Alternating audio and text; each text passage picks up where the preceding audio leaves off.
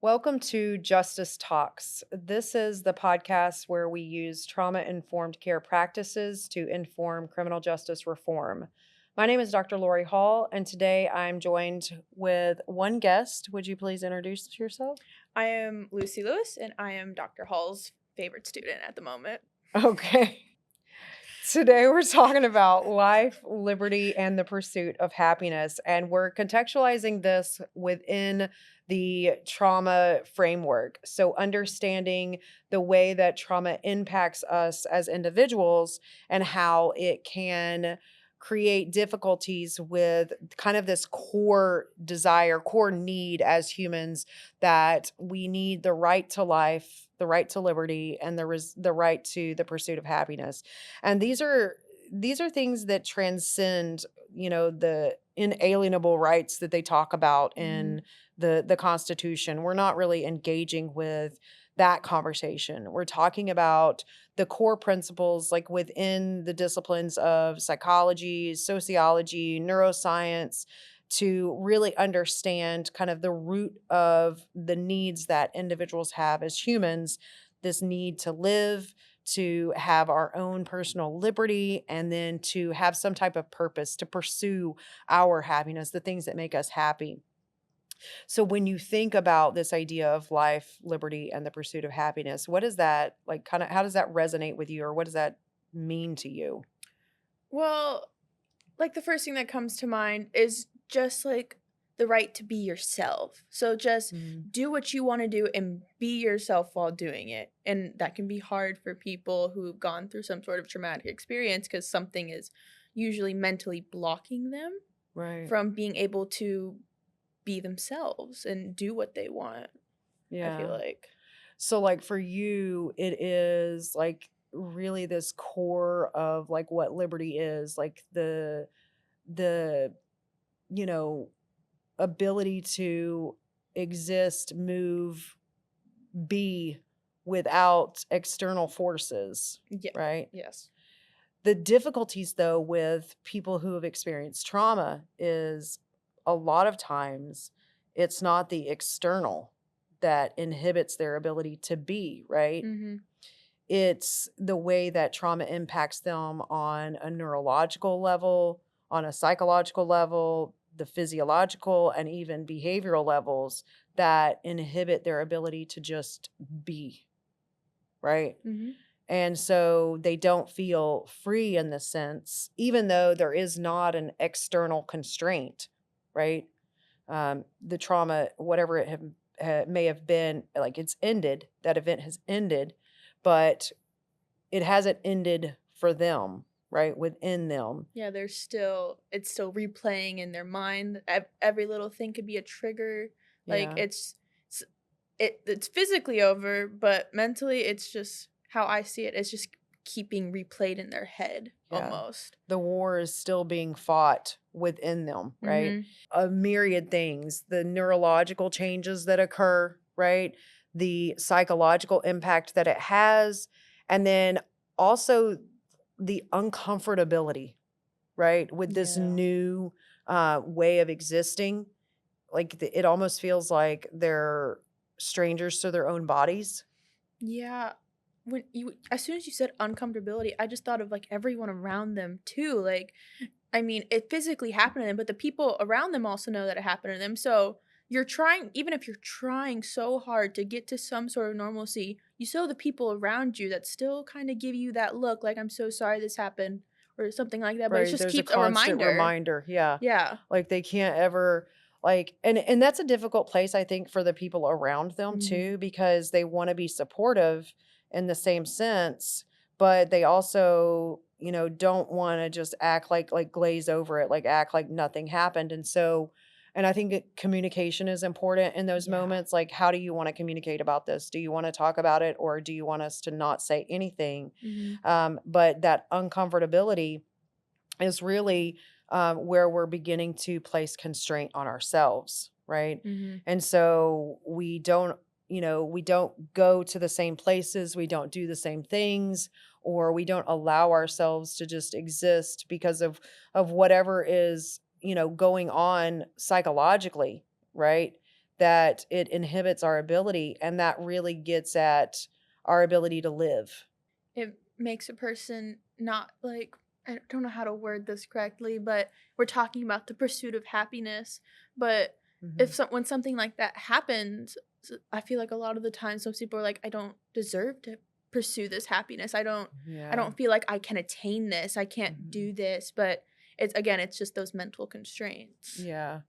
It definitely really eats away at our purpose in life Mhm. and why we're alive, and I think that it also brings up this idea of, um, why suicide is prevalent in, individuals who've experienced trauma because they're dealing with all of these layers of things, the Mm. neurological, the psychological, the physiological. They're dealing with all of this going on and they feel disconnected, right? They feel disconnected from themselves, but they also feel disconnected from the world, right? And so their will to live is impaired and they lack purpose. And so, it really kind of speaks to why and with what frequency suicide occurs. Yeah. I guess I never kind of thought of it like that. It's really interesting. And you keep hitting about purpose. And I know we talked about this a lot in class and all the time whenever I've taken any of your classes. But with trauma, you no longer have a real purpose. And I know Mhm, purpose drives everyone. Like my purpose right now is I'm a student and I'm working to attain my goal to get my next level of education. Like mhm, that's my purpose right now and that's what I'm doing. mhm. But if I wasn't that, then I would be sitting at home doing nothing. You would if so it just kind of goes for everyone that if you don't have a purpose for something or you lose that and you can't find something else, then things just kind of go downhill from that. To have purpose is so critical for humans, right? It's Mhm. our reasons for why we get up and do what we do and why we make the choices that we make and Mhm. engage in what we engage in, right? It's fueled by our purpose and this is also fueled by, our drive for happiness. We're looking for what, we think happiness is a place, right? Mhm. But we're looking for happiness and we're looking for ways to fuel that, and purpose gives us that, right? And so we're Yeah. looking at what we can do and what goals we can attain to achieve this. Yeah. Honestly, how I this is how I personally think of things is one of my purposes in life is to have happiness. Mm, It's something that's always helped me because I know that I mean, I can have a purpose to get a doctorate or something. I can do all of that, but like my end goal is something because I feel the pursuit of happiness is so important to actually live your life. Um, so one way that I've always personally liked to look at it is happiness is my purpose. To mm, just be happy, just doing the one little thing that can help me feel normal, to help me have fun in a day is when it like mm, something so important. But I also feel that people who've gone through traumatic experiences, they're just kind of at a standstill. I have to push myself to go out and do something like that. And sometimes if no one's there and they think that they can't do anything, then you're at a standstill again. And mm. yeah. I think it's interesting how when you talk about purpose, you're using things like words like um, goal, right? Mhm. Um, because for me, when I think about purpose, I don't necessarily know that I think about a goal, right? But more about searching, I guess, for not necessarily a place, but spaces that kind of fill me up. And what I mean by fill me up is I think of like that give value to my life, that give meaning to my life, right? Mhm. And so I try to make sure that I am navigating into spaces that do that for me. It's it's almost like if I think about experiencing like joy, Mhm. right? Um, to experience joy, you have to participate in things that bring you joy. So for me, living with purpose or it is about finding things that bring value to me as a human. I honestly love that. I don't think I've ever thought of it like that. I honestly think it's just because of my personal experiences that I've never thought of it like that.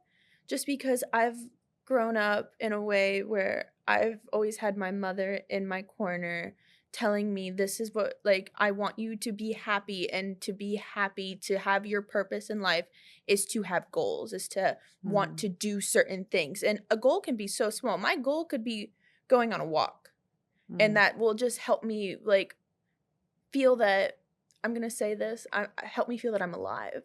right, There's a difference between living and surviving. right, absolutely. So I've because I'm surviving. Some days I have a bad day sometimes, and I will not leave my room. Mm, I'm not doing anything. I don't classify me as living my life that way. I'm just surviving the day because it's a bad day. mhm. So I've always looked at it. There's surviving and there's living, and there's those Yeah. things. It's sometimes really hard to go from one side to the other. I use surviving versus thriving. Oh, I like that better. Yeah, and so to live is to thrive, Mhm. right? And anything else, in my opinion, is just survival, Mhm. right? And I think that if we think about individuals who are experiencing trauma or who've gone through trauma or recovering from trauma, they're quite literally in this place of survival, right? And Mhm. so what happens is their pursuit of happiness takes, you know, it stands on the side, right? While they're focused on surviving, Yeah. right? 100%. I because they're still like like physically, yeah, they survived it. They're Mhm, there. But mentally, your brain is still I feel like in that fight or flight response because I remember reading this in one of probably all 3 of the books that we've covered in trauma and crime. Your triggers everywhere. So mhm. like one small trigger can fight or flight responses right back on. Like Yeah. you it's just so hard to differentiate. And You never know where it's coming from. You also never know how you're going to respond, yes. right? And yeah, those triggers are challenging because a lot of times the individuals that experience them, they don't necessarily know what's going on. Mhm. They don't have the ability to go, "Oh, well, this is because of that, and here, let me solve it with this," right? It's not like that, right? Mhm.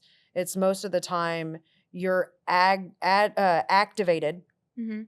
in some way, and you don't even know why, but Yeah. you're just reacting to that activation, Mhm. and sometimes we do more damage. Yeah, it's a survival response. Like Yeah, something is triggering you, and you just know you're in survival mode. yeah, Something's wrong.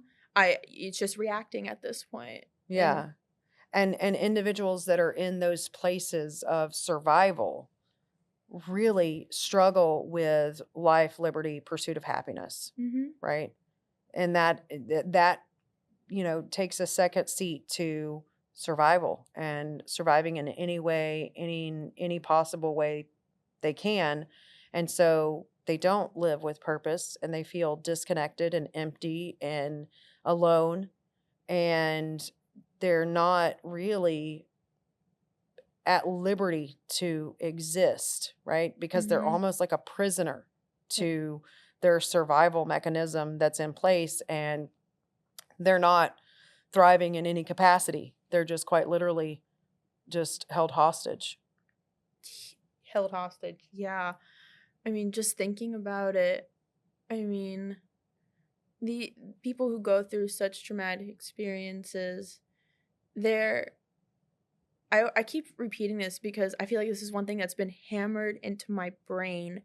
Like, physically, they're done. I mean, it doesn't I mean, you're there, someone you're standing there, you're alive, you're there, but no matter what, you're still stuck in whatever happened. Mhm. And Yeah. if you're stuck there, then you're not moving from that spot. You can't Mhm. go out and go for a walk, feel the Mhm. breeze. You can go on a walk, but your brain's not gonna be in that moment. It's Right. gonna be from whatever happened to you. That's the moment Yeah. they're stuck in, and that's just horrible, honestly.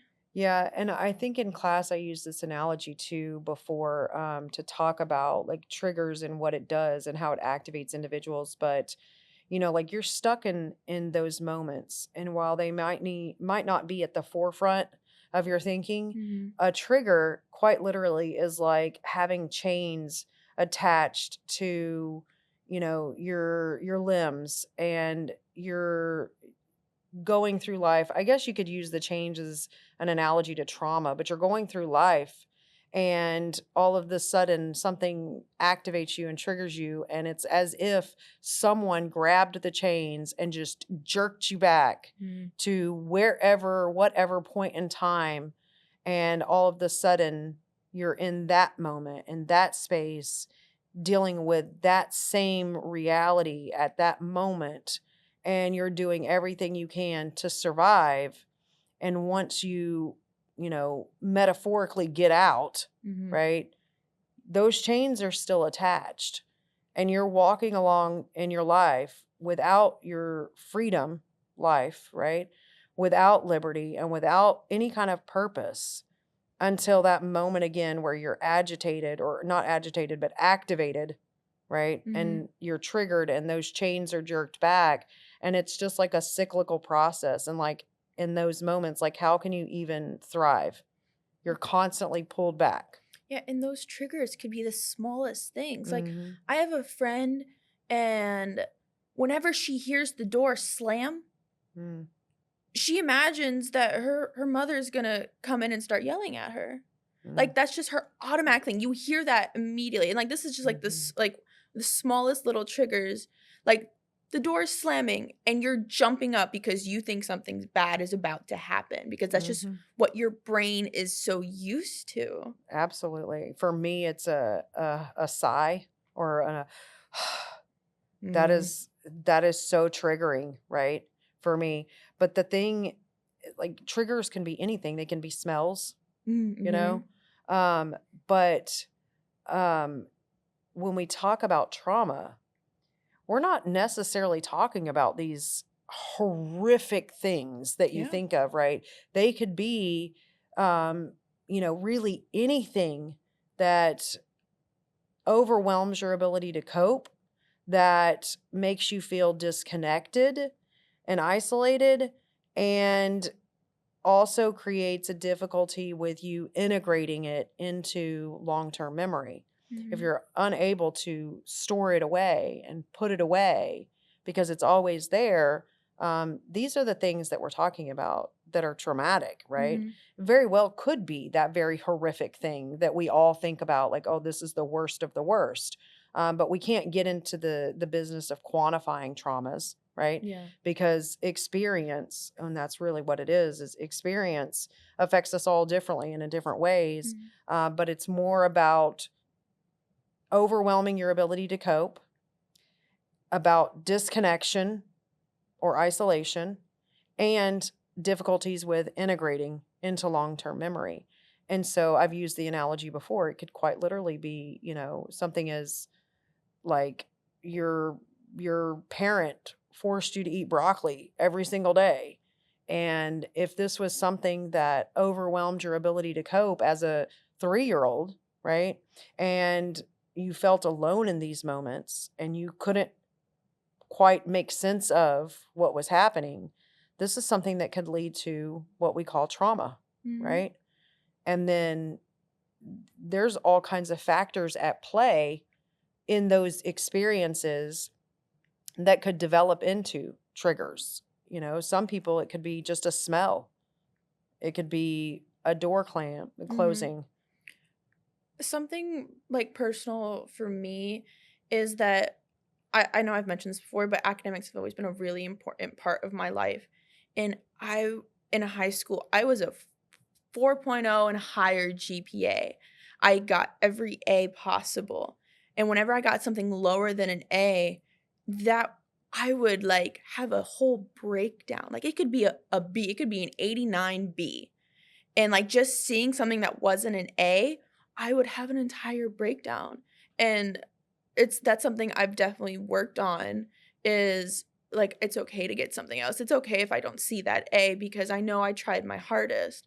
Like, COVID was horrible because my grades plummeted dramatically. Like, I went from an A to an F. And, Mm. it took me a really long time to realize that I I was conditioned that I needed to get an A. Like, there was my mother made a joke once to me that always stuck with me is like, because it was my first time I got all A's. "You better get an A every time then." She wasn't being serious, but my brain took it as, "I have to get an A every time." Yeah. And it's me and my mother had to sit down and talk this out, saying, "It's okay. You can if you get a B, it's okay." So, after lots of mental breakdowns, um, I get B's in classes, and I'm okay with it. I can see that B now and not completely break down from it, Mm. which is something that I feel like is somewhat related to this because that's my trigger. If I see anything, if I saw something that was lower than an A, all hell would break loose. Yeah, it's almost like it was preventing you from, like, accessing your goal, it sounds like, because you articulate this as a goal, right? Mhm. Academics is a goal that you have to pursue your degree and to excel at that, get the highest grades that you can, and so you've experienced kind of like a loss of liberty, right? Something is cutting you off, some external constraint is coming in, preventing you, and that's triggering. It's like a powerlessness. And so you feel alone in those moments, Mhm. right? So all of this is connected, right? And then you can't quite integrate that because it's like foreign to your experience. Yeah, and, like, all of that also prevented me from doing anything else. Like, I was probably in one club my entire time in high school, but I wanted to do other things, but I was like, "No, I need to do this. I have to make sure this is exactly how I need to be. I need to make sure I get my A." So I wouldn't like, I couldn't do anything else. Like, Mm, there was a mental block in me. It said, "Okay, you have agreed to do this one thing, but you can't do anything else." mm. Like, I physically and mentally just I couldn't bring myself to do anything other than that one thing that would help me what I thought would help me the best in life. Yeah. So that was like part of your own constraint with liberty. You Mhm, were, and again, like that's what we're talking about, like our own individual constraints that we place on ourselves that inhibit our liberty, which speaks to the ways that we go about fulfilling our purpose, mhm, right? And I think that a lot of people when they talk about purpose, they think about purpose as something that's given to us mhm. from other people, right? But really purpose is something that comes from within us, right? That kind of is a part of who we are, and it's what fuels us, Yeah. right?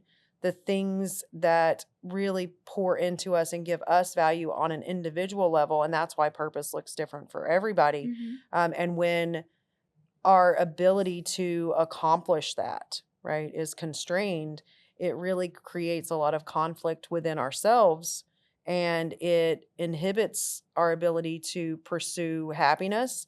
It inhibits our own liberty and our ability to exist or to be free. And I've definitely learned because, like, now in college, I'm in, like, 5 different clubs. I'm doing what Yeah. I want. I'm applying to be a research assistant. I'm applying Well, to no, you are a research assistant. Yes, yes. I meant Mhm. with a psychology lab. Oh, I have you're doing applied to it be a there. research Oh, okay. assistant because I love Okay. research. I Yeah. in college, I realized that I love doing research. Mm. So now instead of I'm focusing on my grades, don't get me wrong, but I know that I can go and have fun. I can and research for me is that thing that just brings a smile to my face. It doesn't matter what the topic is most of the time, honestly, because just being able to do that and learn new things, and you're learning new things with everyone else, I think is one of the most amazing things that, and so that's Yeah. something that I can do, Yeah. Yeah. which I love. So you're finding your purpose. I am. I love research so much. And it's not necessarily goal oriented, Yeah. right? It's more about the things that really kind of fuel you Mhm. and give you some type of value, right? And that's Mhm. what I think of when I think of purpose.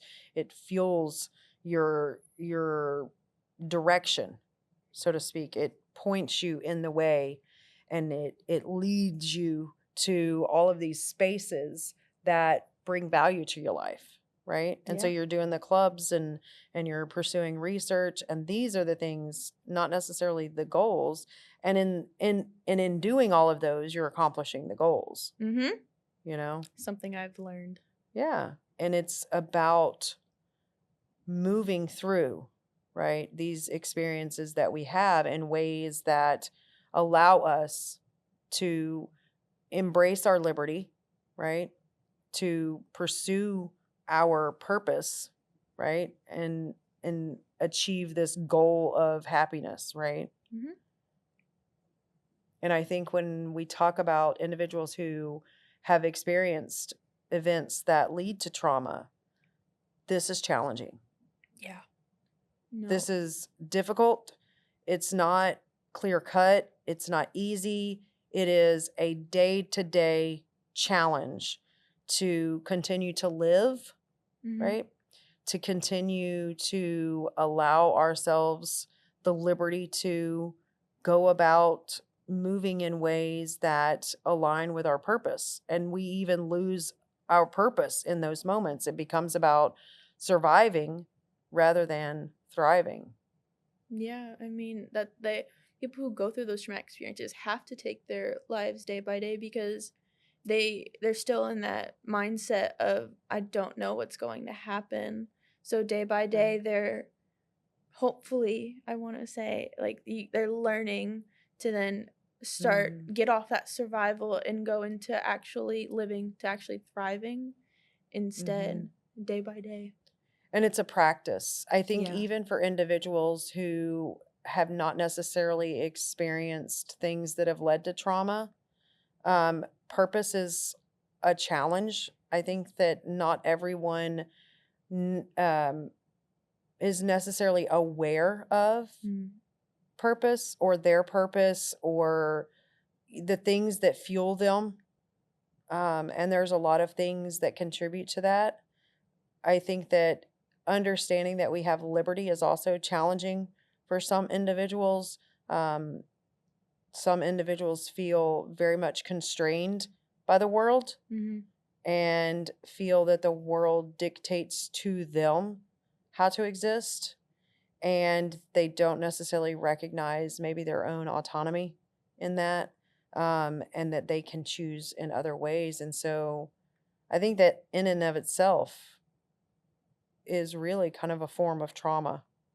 Individuals who don't feel like they have the ability to exist with their own liberty and their own ability to pursue happiness or their purpose, I think that it's a form of a traumatic experience. I have never thought of it like that. To like exist in constraint. Yeah. Like if you think about the structures that we have in place, like there's a lot of structures that are focused on constraint and dictate to people to exist with constraint.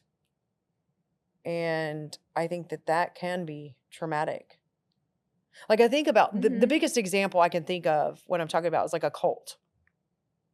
Really? I'm thinking about school. Like Well, K through absolutely. 12. That's my first brain went to. Absolutely. I went to the extreme. You went to the mundane. But absolutely, absolutely school. Oh my It god. is a system that is built on constraint, right? It's on power and control, subordination, right? And there are individuals that can navigate that system with absolute ease. Mhm. And I would argue that can be traumatic, Yeah. because those individuals grow up and exist with the same kind of view that they don't necessarily get to focus on their own liberty. They don't get to focus on their own purpose, that they just need to accomplish the goals Mhm. that are set. But equally, the individuals who resist that system, I would say, also experience trauma in that they're othered Oh. throughout the process. And so, because they don't subordinate, Mhm. because they don't just assimilate and do what they're told, they push back at this system and they say, no, this is my own liberty you're infringing on. No, that doesn't fuel me. Mhm. Like, I don't want to go and spend my time doing that because that's not part of my purpose. Then they're placed in this box that they're not normal, that there's something wrong, Mhm. and that therefore is very, very traumatic. Yeah. I think that we say that the individuals who conform Mhm. are normal, right?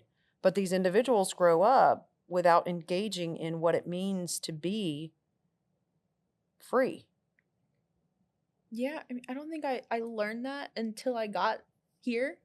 Like, Mhm. I was definitely in high school, I was the teacher's pet that would do whatever I needed to survive and to be the best and to just be what was expected of me. And then I Mhm. came here and no one cared. They said, Hmm. "No, just go. Just go do whatever you want to do." Like, I live on campus, I do what I want, and I do it in a way that is unique to me. But Mhm. when like kindergarten through 12th grade, you have a set of standards that you need to learn, that you need to follow, and you can't divert from that. That's Mhm. what you're tested on, and it's all Right. about the test. You gotta ace that. Just what you gotta do. But like, when I came to USF, it was okay. We're gonna learn this.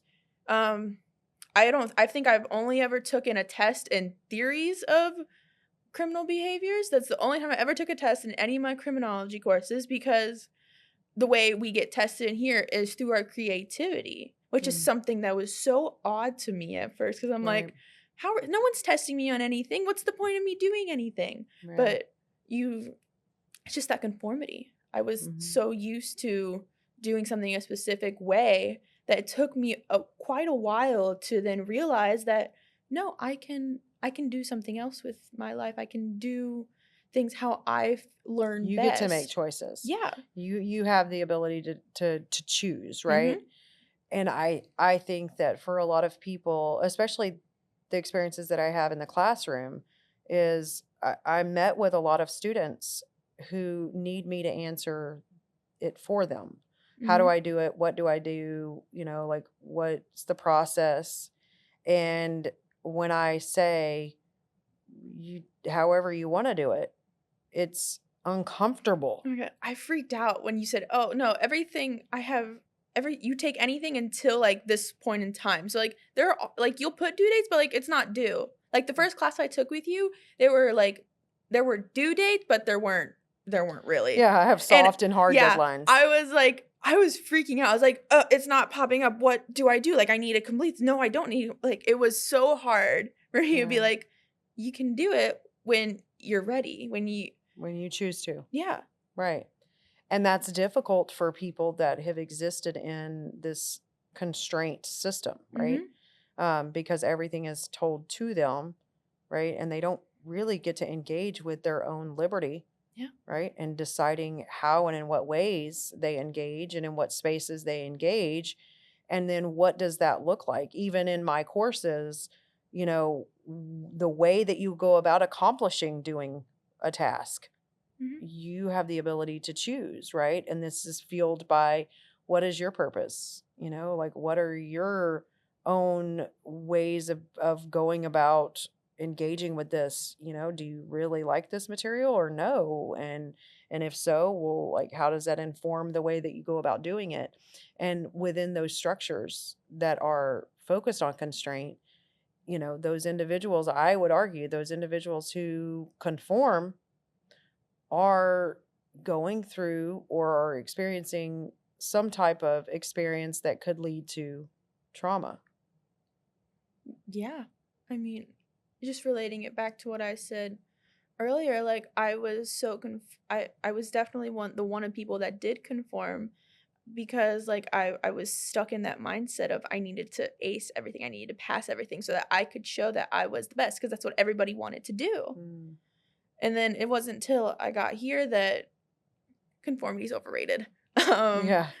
because I could joke with my professors, I could Mhm. meet with them after class if I needed to. I could do all of these things that wasn't considered normal and what I didn't consider normal Mhm. for teachers and how you were supposed to learn and act while you were in a school environment. Yeah.